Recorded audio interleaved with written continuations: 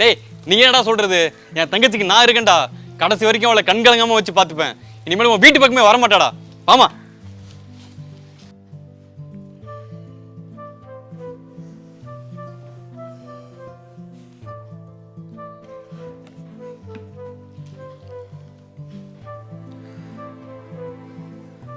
இதுக்கு தான் நான் அப்போவே சொன்னேன், இந்த காதல் கல்யாணம் கத்திரிக்காய்லாம் வேணான்னு.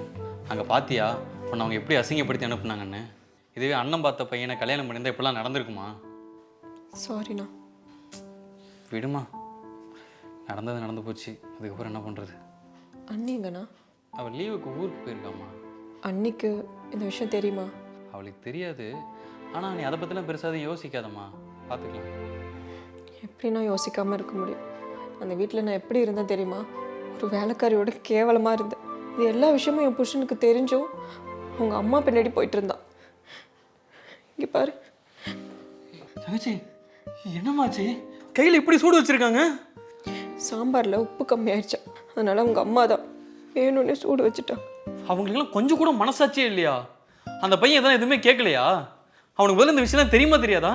அவர் கண்ணு முன்னாடி தானே அவங்க அம்மா சூடு வச்சாங்க. அவன் தடுக்க கூட இல்லை. ஏன் இப்படிலாம் பண்ணுறேன்னு கேட்டதுக்கு அவங்க அம்மா அவங்க அப்படி தான் பண்ணுவாங்க, நீ எல்லாத்தையும் பொறுத்துக்கோன்னு என்கிட்டயே சொல்கிறான். ஒரு கட்டத்துக்கு மேலே என்னால் முடியல. அதான். அவங்க ரொம்ப பண்ணிட்டாங்கம்மா. நம்ம திருப்பி ஏதாச்சும் ஒன்று பண்ணணும். இல்லைண்ணா, அதெல்லாம் ஒன்றும் வேண்டாம். இப்படி நம்ம சும்மாவே இருக்கிறதுனால தான் அவன் தலையில் ஏறி அவங்க உட்காந்துருக்காங்க. திருப்பி நம்மளும் ஏதாச்சும் ஒன்று பண்ணாதான் ஒரு ஆள்னு அவங்களுக்கு தெரியும். இல்லைண்ணா, நான் இது எல்லாத்தையும் மறந்துட்டு வாழணும்னு நினைக்கிறேன். இங்கே பாருமா, அவனை மறந்துட்டு வாழ்கிறத விட அவன் இல்லாமல் வாழ்கிறது தான்மா கரெக்டு. நீ டிவோர்ஸ்க்கு அப்ளை பண்ணுமா? என்ன நான் சொல்கிறேன்? இங்கே பாரு, நான் நல்லா யோசிச்சு தான் சொல்கிறேன். நீ டிவோர்ஸ் பேப்பரில் சைன் போடு. மற்றதெல்லாம் நான் பார்த்துக்கிறேம்மா. இல்லைண்ணா, எனக்கு கொஞ்சம் டைம் வேணும்.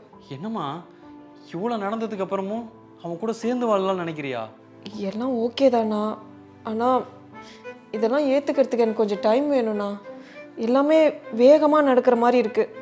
என் லைஃப்பில் அவன் வேணாம் தான், ஆனால் இதெல்லாம் அக்செப்ட் பண்ணிக்கிறது எனக்கு டைம் வேணும்ண்ணா. சரிம்மா, நீ உனக்கு எவ்வளோ நேரம் வேணால் எடுத்துக்கோ.